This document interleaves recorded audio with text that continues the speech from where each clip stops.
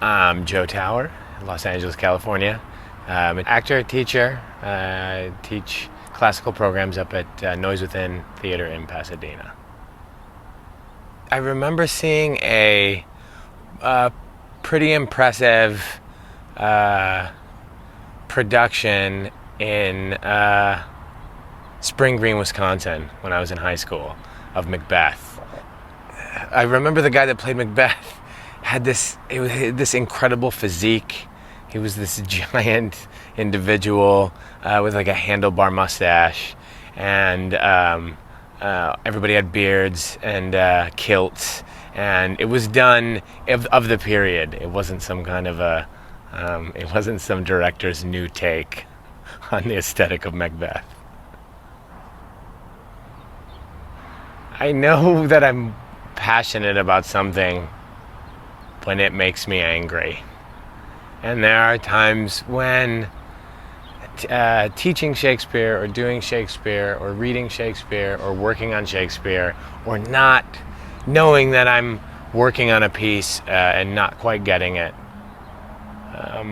or watching another actor or watching a production and knowing that they're not quite getting it, where it makes me angry, both at myself and at those other actors and at Shakespeare himself. That it could be so complex.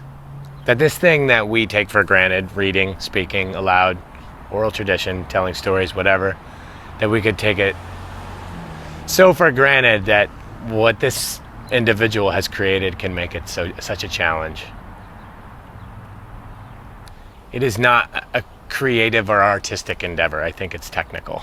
Your method will not help you in Shakespeare. Your ability to access your emotional life will not help you in Shakespeare.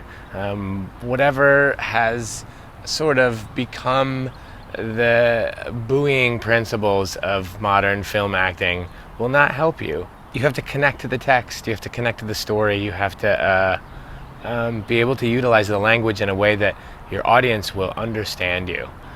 Because it's not your job to feel, it's your job to make them feel. And the only way that they'll feel is if they know what the hell you're saying. And in my estimation, if I hit intermission of a Shakespeare production and I don't know what's going on, then the actors haven't done their jobs. And unfortunately, that's a bulk of Shakespeare productions that I've seen. The responsibility on Shakespeare's part is a little bit up for grabs, and I think it's probably most famous now because it's the piece that Sir Ian McKellen sort of chose to be out, to be an advocate for the LGBT community.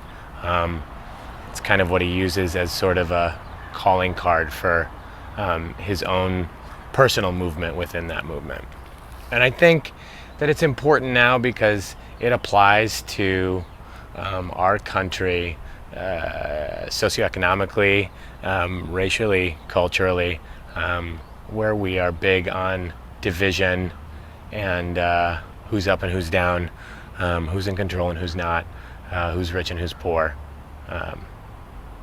So I think that I'm so attracted to it because it's so important. Grant them removed.